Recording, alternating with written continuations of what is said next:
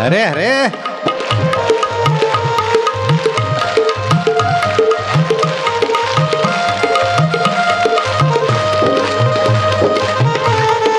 धरती छोड़ो, जरा जंप मारो, हाथ मजबूत करो, धरती छोड़ो।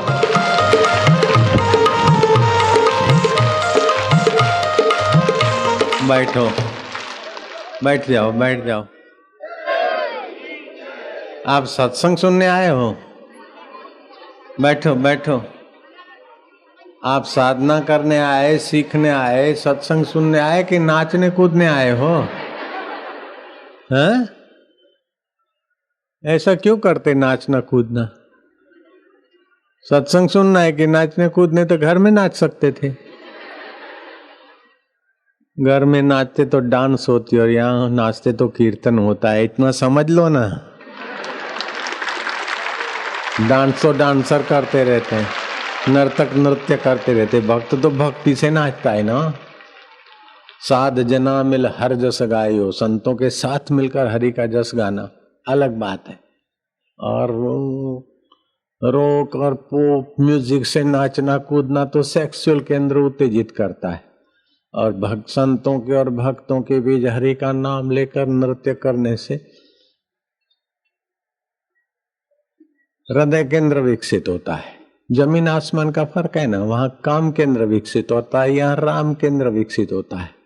शिव जी डमरू बजाकर नाचते हैं, कृष्ण बंसी बजाकर, नारद जी वीणा बजाकर, और मीरा जी साज बजाते हुए, प्रहलाद खरताल बजाते हुए नाचते, अर्जुन मृदंग बजाते हुए नाचते हैं। और देवों के राजा इंद्र भी श्रीमद् भागवत में एक बार प्रकट होकर उन सब के साथ अपना आवाज लेकर नाचने लग गए। तो ये डांस नहीं है, ये भगवत भक्ति, भगवत प्रीति है। प्रेम की बोली का नाम संगीत है और प्रेम की चाल का नाम नृत्य है। समझ ले। हाओ बोला, हाओ मला चांगला लागतो। हाओ। जय देव जय देव जय सतगुरु राया, जय देव जय सद्गुरु राया, जय देव जय देव जय सद्गुरु राया। आरती वाली ताहरली भव माया, आरती वाली ताहरली भव माया। जय देव जय सद्गुरु राया, देव जय देव सद्गुरु राया। गुरु मंत्राची दीक्षा देऊली, षडरी पुंचा अंत केला से मनी। उद्धारिले साधक गेले तरुणी, अर्पण पुष्पांजली बापूंच्या चरणी। जय देव जय सद्गुरु राया, जय देव जय सद्गुरु राया। सदैव प्रसन्नतेची विद्या देवोनी, नव चैतन्य आले आमच्या जीवानी। ऊर्ध्वगामी नेले गुरुदेवांनी, अर्पण पुष्पांजली बापूंच्या चरणी। जय देव जय सद्गुरु राया, जय देव जय सद्गुरु राया। आत्मज्ञानाची शिकवण देवोनी, हरिओम हरिओम मंत्र गावोनी। पूर्ण केली इच्छा गुरुदेवांनी, ठेविता माथा सद्गुरु चरणी। जय देव जय सद्गुरु राया, जय देव जय सद्गुरु राया। सदा सर्वदा योग तुझा घडावा, तुझे कारणी देह माझा पडावा.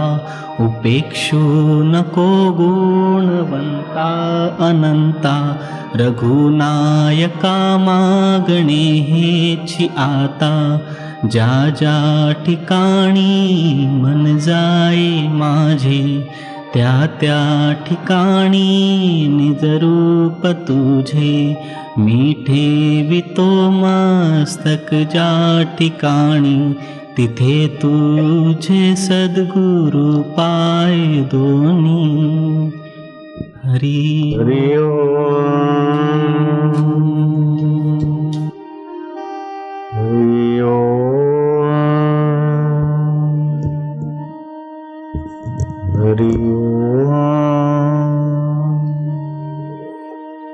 लंबा श्वास लेना आरती के पवित्र वातावरण में.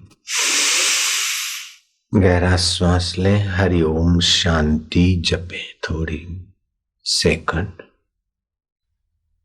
फिर श्वास छोड़ दे, बाहर हरि ओम शांति जपे कुछ बार. प्राणायाम से नाड़ी शुद्धि होती है, लेकिन नाड़ी शुद्धि से आरोग्य में मदद मिलेगी. प्राणायाम में अगर भगवान नाम लेते तो मन भी शुद्ध होता है, बुद्धि भी पवित्र होती है. और जितने दुख हैं मन की अशुद्धि से, बुद्धि की मलिनता से ही दुख होते हैं. फिर से श्वास लो, खूब लो और थोड़ा रोको. भगवान का नाम जपो, हरि ओम शांति. जो पाप ताप हर ले, ओम स्वरूप अपना आत्म वैभव भर ले हमारे हृदय में. उस परमात्मा में हमारा मन बुद्धि शांत हो रहा है. हरि ओम शांति, हरि ओम शांति. श्वास छोड़ दे,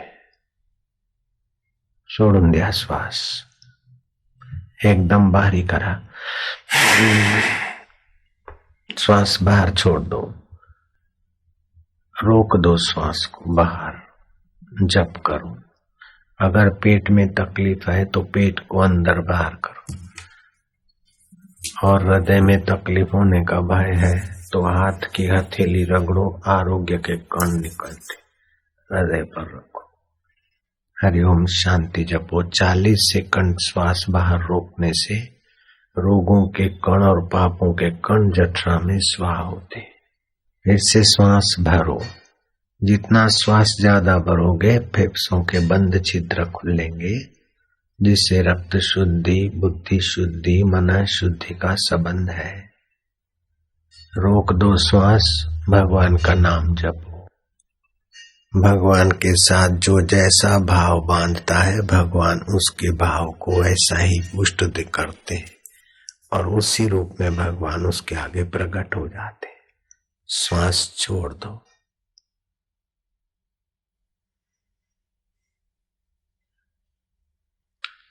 दास्य भाव से, सखा भाव से, स्नेही भाव से, वात्सल्य भाव से, माधुर्य भाव से, जिस भाव से आप भगवान को अपना मानते हैं, भगवान उसी भाव के अनुसार आपको मिलने को वचन देते हैं. ये यथा मां प्रपद्यन्ते तस्तथैव भजामि अहम्. मम वर्तमानु वर्तन्ते मनुष्या पार्थ सर्वशः. हे अर्जुन, जो भक्त मुझे जिस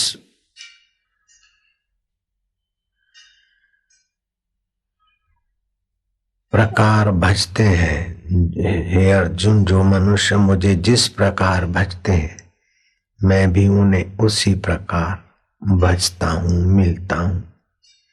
क्योंकि सभी मनुष्य सब प्रकार से मेरे ही मार्ग का अनुसरण करते हैं. भगवान आनंद स्वरूप है तो सभी आनंद चाहते हैं. भगवान अमर है तो सभी अमरता चाहते हैं. भगवान ज्ञान स्वरूप है तो सभी ज्ञान बढ़ाना चाहते, ज्ञान में रुचि रखते हैं। हम भगवान का चिंतन करें, लेकिन भगवान हमारे अमुख हैं। तो भगवान का चिंतन करने से भगवत भाव उसी प्रकार से हमारे अनुरूप हो जाता है। भगवान नौकर के रूप में भी मिले भक्तों को, भगवान सखा के रूप में भी मिले भक्तों को, भगवान स्वामी के रूप में भी मिले हैं। तो भगवान का जिस प्रकार से आप भजन चिंतन करते हो, भगवान उसी को पुष्ट करते हैं। मेरे आंगन आएंगे आएंगे इस भाव से शबरी चिंतन करती तो राम जी उसके यहाँ आते और मेरे बेर खाएंगे तो खाते। मीरा भगवान की पूजा अर्चना करती और भगवान प्रकट होकर मेरे से वार्तालाप करेंगे, मेरे हितैषी हैं, मेरे विषमय जीवन को अमृत करने वाले भगवान है, तो उसके जीवन में विष आए सांप आए सब उसके लिए अमृतमय सुखद हो गए। एकनाथ महाराज जी के यहाँ भगवान को सेवक चाहिए, भगवान सेवक चाहिए, तो भगवान सोते सेवक बाहर से कहाँ लाऊं, मैं तो भक्तों का सेवक हूँ। श्रीखंडी के रूप में भगवान एकनाथ जी के यहाँ सेवक हो गए। तो कई प्रकार से भगवान के साथ भाव संबंध जोड़े, भक्तों को उसी प्रकार से भगवान मिले। लेकिन सबसे आसान और श्रेष्ठ भाव है शरणागति का। मैं भगवान का हूं, भगवान मेरे हैं, मैं भगवान की शरण। तो शरणागति से जो रस मिलता है और भगवान सारी जिम्मेदारी उठा लेते हैं, वो बड़ी विलक्षण होती है। तो शरणागति का मतलब क्या है? कैसे शरण? भगवान की मूर्ति के पैर पकड़े अथवा साधु बन जाए, दाढ़ी मूछ मुंडा ले के जटाधारी बन जाए, भगवान की शरण कैसे ली जाती है? तो तुकाराम ने, एकनाथ ने भगवान से ही पूछा कि प्रभु तुम्हारी शरण सबसे श्रेष्ठ है, लेकिन तुम्हारी शरण, तुमची शरण कुठे आहे पांडुरंगा? तुम्हीच सांगा, तुम्हीच बोला माझा विठ्ठला। भगवान के सामने एकटक देखते देखते देखते शांत होते गए। अंतरात्मा में आवाज आया कि मन का भगवान में विश्रांति होना, मैं भगवान का, भगवान मेरे, ये भगवान के साथ विश्रांति पाना, यही भगवान की शरण है। अपने तरफ से पुरुषार्थ करना, फिर कुछ विपरीत हो जाओ तो भगवान की मर्जी।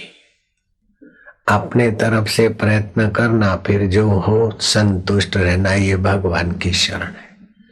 सुख आ जाए तो बहुजन हिताय बांटना, और दुख आ जाए तो संसार की आसक्ति छोड़ने का प्रसाद दे रहे भगवान। ऐसा करके सम रहना, ये भगवान की शरण है।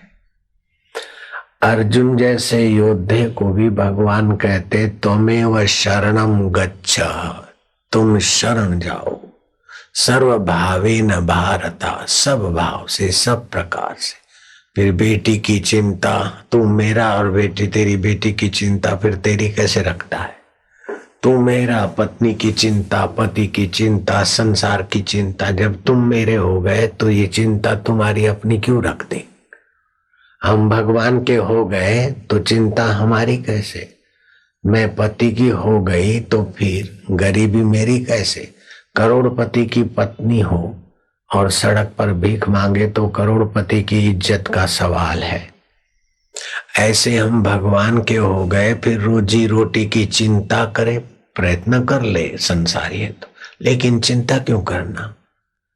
हम भगवान के हो गए तो हमारी बेटी भी तो भगवान की हो गई, फिर बेटी के शादी विवाह का टेंशन क्यों करते? बेईमानी से क्यों भगवान के बनते?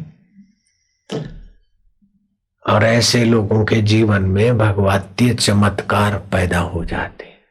अपने तरफ से प्रयत्न करते करते थक जाते, टेंशन और चिंता के शिकार हो जाते। लेकिन भगवान में प्रीति करते और भगवान को एक टक कहते, महाराज अब ये बेटी की शादी व्याधि है, क्या हम तो तुम्हारे हैं, तुम्हारे शरण। अरे माई भाई तो क्या बड़े बड़े योद्धा राजे महाराजों ने भगवान की शरण होकर अपने राज्य की रक्षा कर ली। मीरा के दादा जयदेव सिंह थे, उन्होंने गुरु मंत्र लिया, पूजा करते, फिर गुरु ने बताया होगा कि तुम एक टक देखते देखते भगवान की प्रीति और शरण में जाओ। तो ऐसे करते करते उनको ध्यान, आनंद और भगवत रस आने लगा। हम भगवान के होकर 6 से 10 तक भगवान की भक्ति में रहेंगे, कुछ भी हो जाए। तो मेड़ता के पड़ोसी ही मुसलमान राजाओं ने देखा कि 10 के पहले तो बाहर ही नहीं निकलते, इनका ये नियम का फायदा उठा ले। तो शत्रु यवनों ने सुबह सुबह सूरज उगने के पहले ही मेड़ता पर धावा बोल दिया। मेड़ता को घेर लिया, तोपों के आवाज से आगे बढ़ते गए और सेना घबराई। सेनापति घबराए, अब क्या होगा। सेना में प्राण बल भरने वाले राजा तो 10 के पहले मिलेंगे नहीं और ये शत्रु आगे बढ़े आ रहे। देखते देखते तो मेड़ता पर ये झंडा लगा देंगे 10 बजे के पहले। तो सेनापति भागा, राजमाता को कहा कि हमें तो बाल बच्चे हैं, हमारी गर्दन कट जाएगी तो सेवा कौन करेगा। माँ अब तुम ही बागडोर संभालो। जयदेव सिंह को खबर करना है। शत्रु राजा ने उनके नियम का दुरुपयोग करते हुए चढ़ाई कर दी है। अब राजा जब तक उत्साह नहीं देते, संबोधन नहीं करते, व्यू रचना नहीं आज्ञा देते, उनके अभाव में हमारी आज्ञा और हमारी रचना नपी तुली होती। माँ को बात जच गई और माँ ने जयदेव सिंह के दरवाजे पर खटखटाया। बेटा जयदेव, जयदेव सिंह, जयदेव उठाई तलवार, चटाक से दरवाजा खोला। क्षत्रिय प्राण था लेकिन माँ है। माँ तुमको पता था ना? बोले बेटा मुझे पता है, ये देख तोपों के आवाज आ रहे, शत्रुओं की सेना आगे बढ़ रही है। जयदेव सिंह ने तलवार म्यान में रख दी। माँ मैं भगवान कहूं तो राज्य मेरा है क्या? मैं जिसका ध्यान कर रहा हूं, जिसकी शरण में हूं, वो संभालेगा, तुम निश्चिंत रहो माँ। जयदेव सिंह चले गए। ठाकुर जी को कहते कि मेरा तो नियम है, तुम भक्तों के भीष्म पितामह के वचन को रखने के लिए तुमने अपना वचन तोड़ दिया। तुम ऐसे हो भक्त वत्सल। मैं मेड़ता का राजा नहीं हूं, मैं तो तुम्हारा दास हूं, तुम्हारी शरण। बैठ गए। इसका मतलब ये नहीं कि तुम्हारे जीवन में कर्तव्य आए और मैं तो भगवान का दास हूं, ऊपर ऊपर से करके बैठ जाओ तो फिर मजा नहीं आएगा। दृढ़ता से होना चाहिए। जयदेव सिंह की नाड़ी बैठ गए। अब ठाकुर जी तो अंतर की जानते, आप किसी भी भाषा में बोलो, परमेश्वर तो जानते। चाहे आप शिव जी करो, चाहे काशी विश्वनाथ करो, चाहे शंकर भगवान करो, चाहे कृष्ण भगवान बोलो, चाहे कृष्ण बोलो, वो सब भाषा जानते।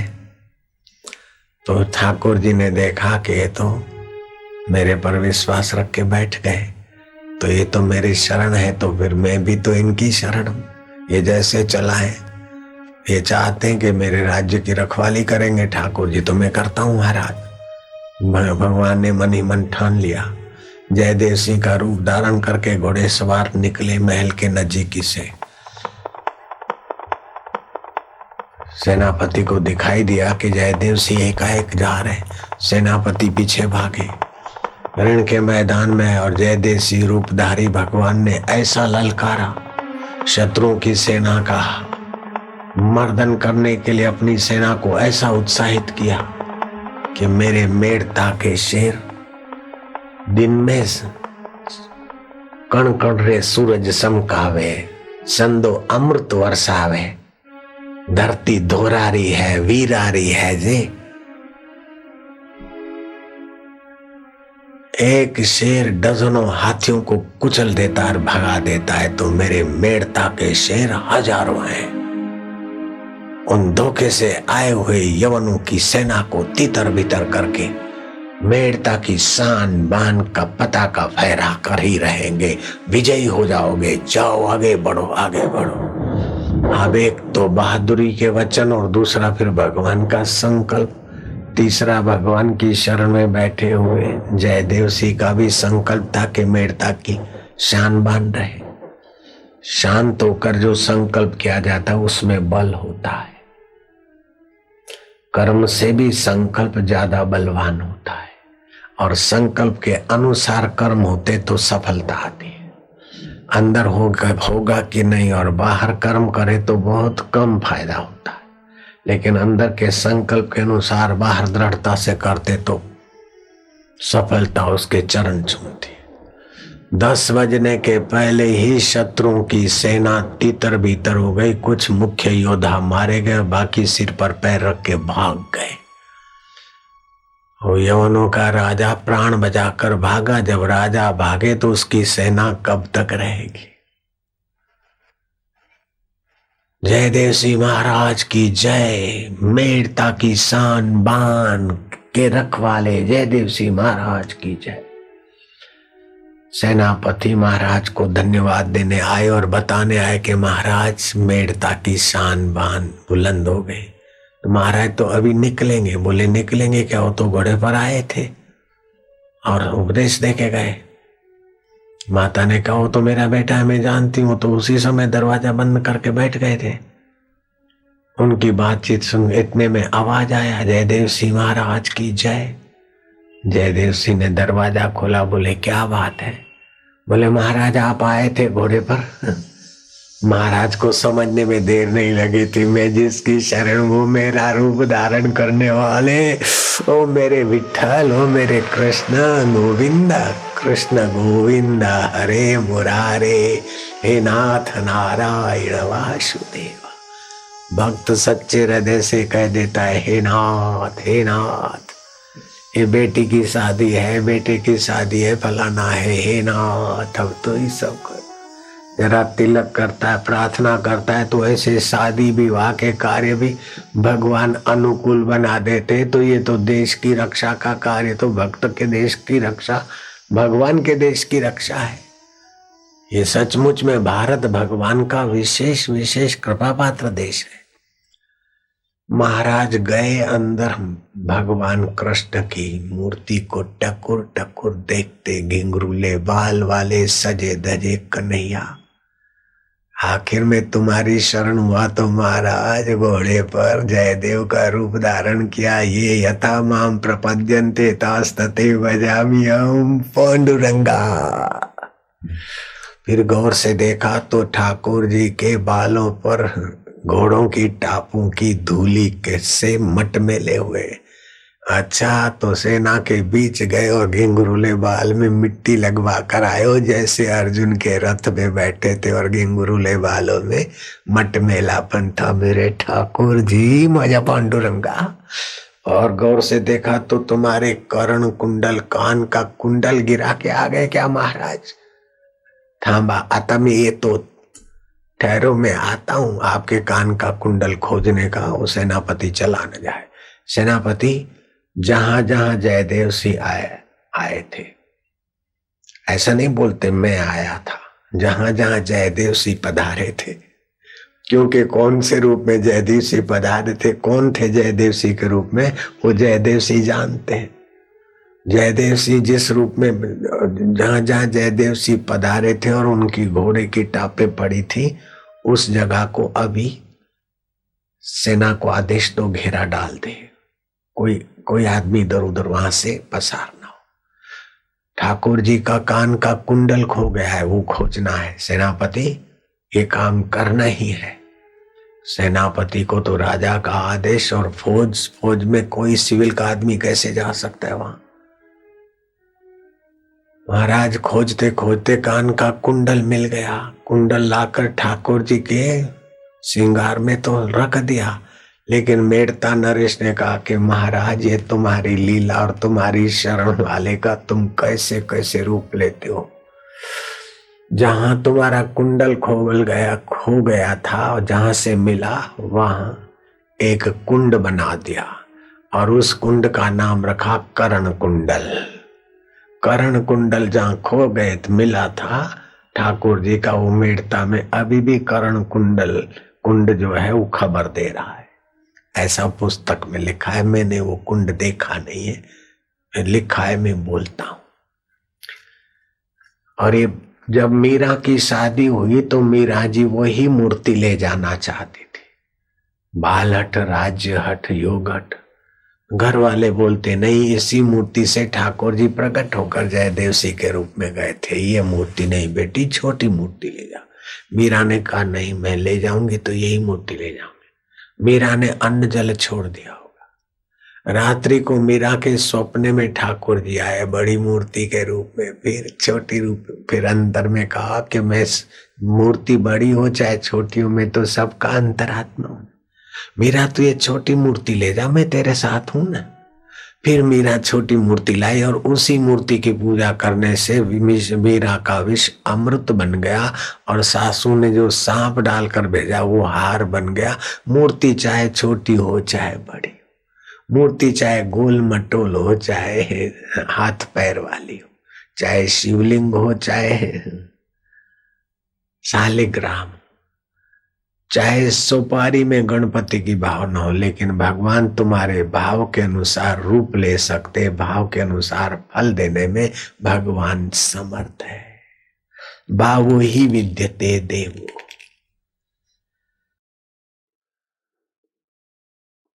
ये यथा मां प्रपद्यन्ते तास्तथैव भजाम्यहम् मम वर्तमाने वर्तन्ते मनुष्य पार्थ सर्वश।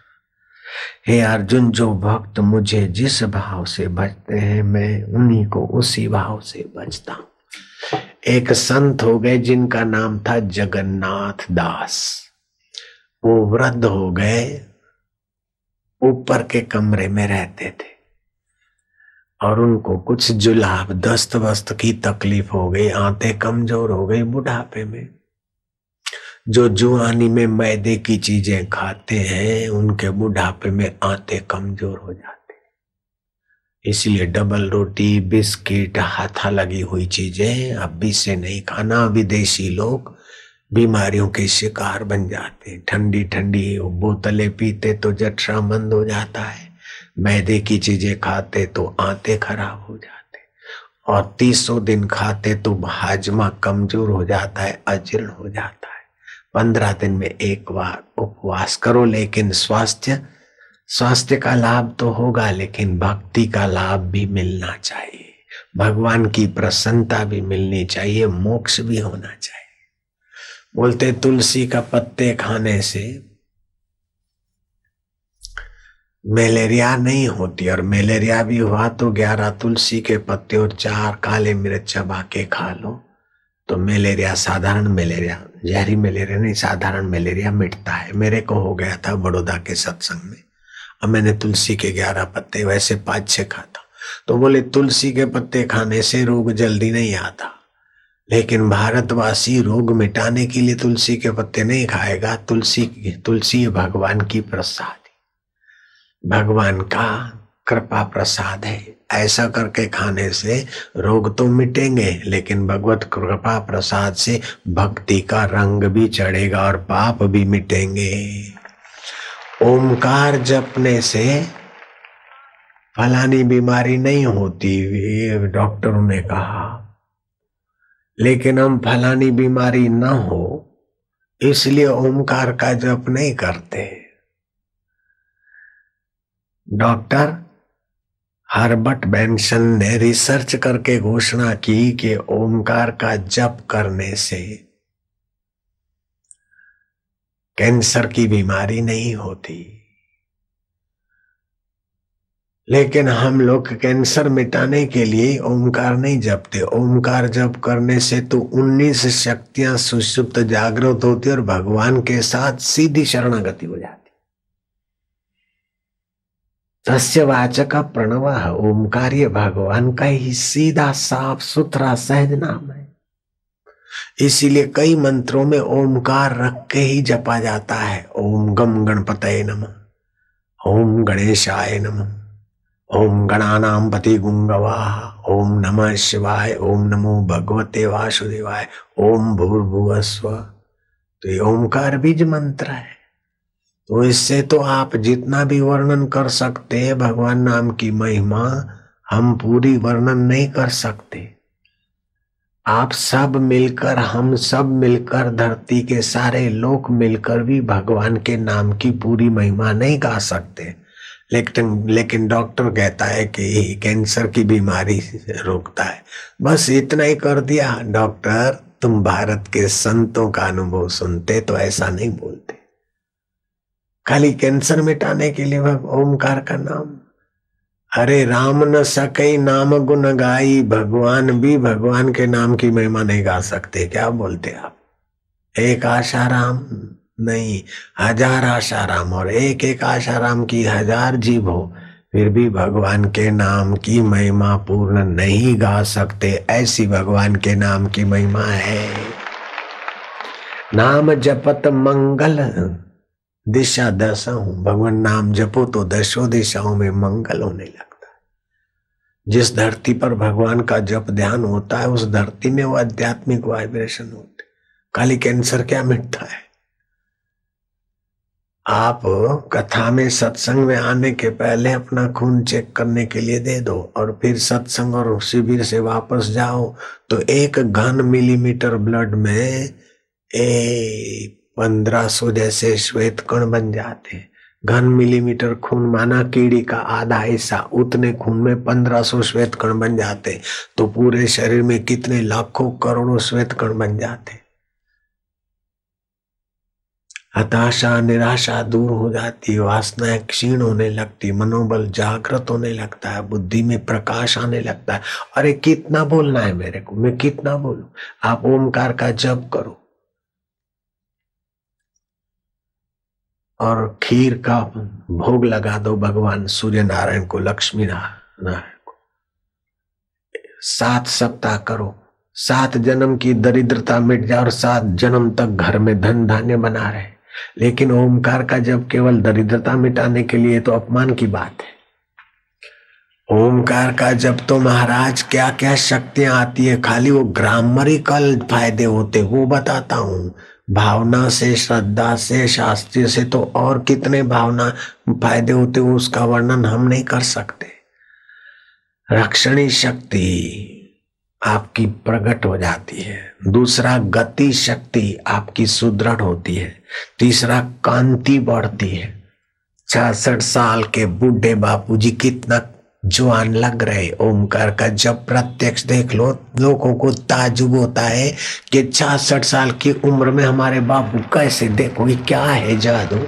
ये है जादू का हमने रहस्य बताया।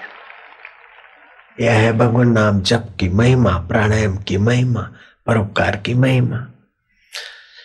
तीसरा फायदा होता है कि कांति, शक्ति, उज्ज्वलता और आभा। हो वो आभा मापने वाले, एक्रेलिक फोटोग्राफी वाले ताजुब कर गए मेरे को। मैं बहुत प्रार्थना की तो मैं क्या, अच्छा ले लो फोटो, मशीन पर हाथ रख। बोले इतनी उज्ज्वल आभा, इतनी पावरफुल आभा है, और इसी से बापू आप जाते हो तो लोग खींच के आ जाते। तो क्या मैं कहीं बाप दादे से ले आया था? यही गुरु की कृपा और जप है, उसी से यह आभा बनी कि सब खींच के आते और आएंगे तो बैठ जाएंगे, उठने का नाम नहीं लेते। क्यों नहीं लेते? उज्ज्वल आभा है, भगवान के नाम की महिमा है। नहीं तो बंबई वाले और हजारों लाखों की तादाद में सुबह 10 से 12 सत्संग था, अभी 1 बज गया, 1:10 हुए, उठने का नाम नहीं लेते। काय जादू है ये, कैसा है जादू, समझ में ना आया। तेरे प्यार ने हमको जीना सिखाया। बंबई वाले भी गाते तो कलकत्ता वाले भी गाते, हिंदुस्तान वाले भी गाते, तो यूरोप और अमेरिका के भक्त भी गाते, पंजाब वाले भी गाते, है ना? आओ तो बोलो, हाओ है।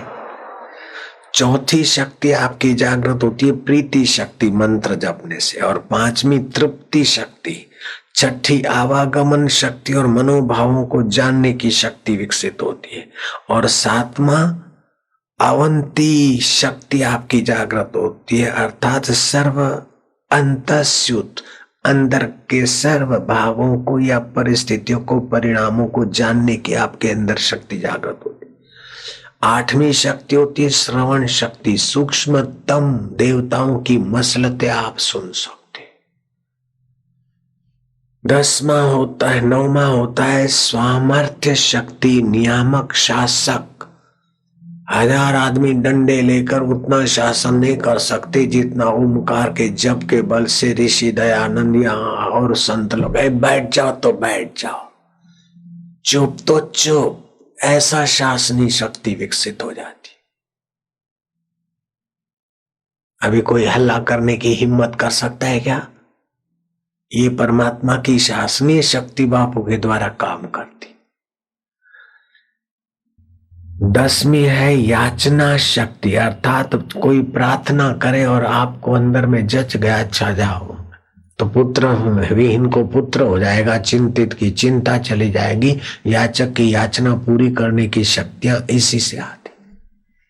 11वीं शक्ति है क्रिया शक्ति, अर्थात निरंतर क्रियारत रहोगे फिर भी आप उबोगे थकोगे नहीं। तो देख लो है कि नहीं, 25 तारीख को रात को पूरा हुआ सूरत में प्रोग्राम, 11 बजे तक तो सूरत में थे और 26 को तो सुबह इकड़े एले, है कि नहीं। और रास्ते में कितने कितने लोग मिले, ओ रेलवे के अधिकारी, क्या क्या सबसे मिलना तो पड़ता है। तो 11वीं शक्ति निरंतर क्रियारत, 12वीं शक्ति इच्छित शक्ति अवंती, स्वयं निष्काम, अपने को कोई नहीं चाहिए लेकिन दूसरे की इच्छा पूरी करने का सामर्थ्य आ जाता है। 13वीं शक्ति होती दीप्ति शक्ति, अर्थात किसी भी विषय को आप जल्दी से समझ जाएंगे, अज्ञान आपका उस विषय में नहीं रहेगा। चाहे इंजीनियर कुछ बोलता है, डॉक्टर बोलता है, वकील बोलता है, उद्योगपति बोलता है, माई बोलती है, मावा बोलता है, कोई भी कुछ बोलता है, वो कुछ भी बोलेगा थोड़ा आप समझ लेंगे, हाँ बोले हाँ, आप ऐसा नहीं ऐसा करो बेटे जाओ, ऐसी शक्ति जागृत होती। और 14वीं शक्ति होती है व्यापिनी शक्ति, आपकी हाजिरी में सबको लगेगा ये हमारे हैं, और आप एक ही नजर से सबको अपने में व्याप्त करके बैठ सकते। 15वीं शक्ति होती आलिंगन शक्ति, सबको अपनेत्व का एहसास कराने की शक्ति। 16वीं शक्ति होती हिंसा दुष्ट दमन शक्ति, कोई दुष्ट है, शेर आ रहा है, भालू आ रहा है अथवा हाथी कोई दुष्ट है तो और 10 दुष्ट वहां रुक जाएंगे। 7 भालू राम तीर्थ के ऊपर टूट रहे थे जय हिमालय के जंगल, वहीं रुक गए। ये दुष्ट दमन शक्ति। 70वीं शक्ति है दान शक्ति, अर्थात पुष्टि बुद्धिदाता शक्ति, आपके अंदर वो पुष्टि और बुद्धि मिल जाएगी कि अपने भक्त को शिष्य को आप योग्य बना देंगे। 18वीं शक्ति होती है भोग शक्ति, अर्थात प्रलय काल में स्थूल जगत शांत हो जाए फिर भी ओमकार के जप वाले को वह अपना अपना आत्मीय सुख का भोग प्राप्त हो जाता है। और 19वीं होती है वृद्धि शक्ति, प्रकृति संवर्धक संरक्षक, धर्म की रक्षा, प्रकृति की रक्षा व्यवस्था में आपका बड़ा सहयोग आपके संकल्प का हो जाता है। यह खाली ग्रामरिकल है, आध्यात्मिक और दूसरी शक्तियां। तो इसीलिए मंत्र दीक्षा से वो आपका मंत्र चेतन हो जाता है। तो जगन्नाथ दास बीमार पड़ गए थे बुढ़ापे के कारण, तो कोई सेवक रात्रि को शौच जाना होता तो जरा आवाज करते, अरे भाई आ जा, अरे भाई आ जा, फलाने आ जा। अब फलाना कभी आया, कभी देर सबेर हुई, अब भगवान तो मेरे में भगवान का हूं ऐसा मानकर जप करते थे। और अंतर्यामी ने देखा कि ये बुलाते, और वो तो जवान लड़का सेवक कभी आता है कभी नहीं आता, कभी कोई सेवा में रहता है भगत, कभी कोई रहता है। तो भगवान स्वयं सेवक का रूप लेकर आ जाते और उनका हाथ पकड़ के शौचालय में ले जाते और फिर हाथ पैर धुलाकर सुला देते। जगन्नाथ दास को लगा कि बोले अब तुम ज्यादा चिल्लाना नहीं, जब तुमको जाना होगा ना खाली थोड़ा सा याद करोगे तो मैं आ जाऊंगा, अब आप शोर तकलीफ नहीं सहना। और जरा सा सोच वच की होती तो ये बुलाए उसके सामने ही खड़े। अब भगवान तो भगवान है। एक दिन देखा कि ये कैसा सेवक है, इतने दिन तो कोई बदलते रहते और ये अभी जब से आया है बुलाऊं उसके पहले ही हाजिर हो जाता है। और जब से आया तो आनंद बढ़ गया है। बोला बेटा तुम कहाँ रहते हो? बोले इसमें आपको क्या पढ़ना है, हम आपकी सेवा में हैं। तुम्हारा नाम क्या है? आपका सेवक मेरा नाम है जगन्नाथ दास का सेवक। नहीं घर का नाम क्या है? नहीं बस मैं आपका सेवक हूं। वो साधु भजनानंदी थे, उनके हृदय में एक सेवक। तुम्हारे पिता क्या करते हैं? तुम्हारी माँ कहाँ है? बोले महाराज जी सब छोड़ो, मैं आपका सेवक, आप मेरे स्वामी। तुम कहाँ रहते हो? बोले जहां से बुला लोगे वहीं से आ जाता हूं। तुम सच बताओ सेवक के रूप में कौन हो? हाथ पकड़ रखा, भगवान प्रकट हो गए।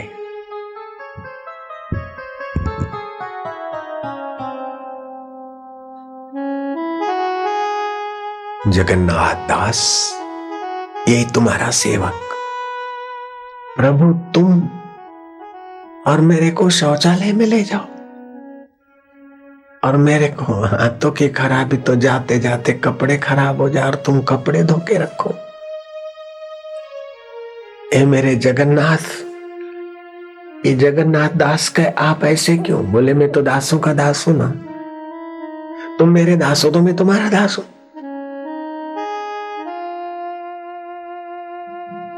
जो जग का दास होता है जग उसको पराधीन कर देता है, लेकिन जो भगवान का दास होता है तो वास्तविक में भगवान का दास नहीं रहता, क्योंकि भगवान तो अपना आत्मा है, भगवान तो अपना स्व है। जगत की गुलामी करो, जगत के आदमी की गुलामी करो तो आप गुलाम बन जाते, लेकिन भगवान की प्रीतियां दासत्व स्वीकार करो तो भगवान तो अपना आपा है, दासत्व नहीं रहता। बड़ी मार्मिक बात आप सुन रहे हैं, बड़ी पुण्यमयी बात सुन रहे हैं। भगवान तो अपना स्व है, आत्म रूप में बैठे हैं, परमात्मा रूप में व्याप रहे हैं। प्रभु जब आप दासों के दास हो सकते हैं तो मेरा रोग मिटा देते, आपको ये तकलीफ सहनी नहीं पड़ती। बोले जगन्नाथ दास मंद प्रारब्ध होता है तो किसी के आशीर्वाद से, किसी के अपने पुण्य से हट जाता है। तीव्र होता है तो आशीर्वाद और पुण्य से हटता है, लेकिन तर तीव्र होता है तो भोग भोगना पड़ता है। अगर मैं उस भोग को हटा दूं तो दूसरा जन्म तुमको लेना पड़े और भोगना पड़े तो मेरा भक्त और दूसरे के गर्भ में कैसे जाए? मेरे को सेवा मिल गई। ये यथा माम प्रपद्यन्ते तास तथैव भजामि।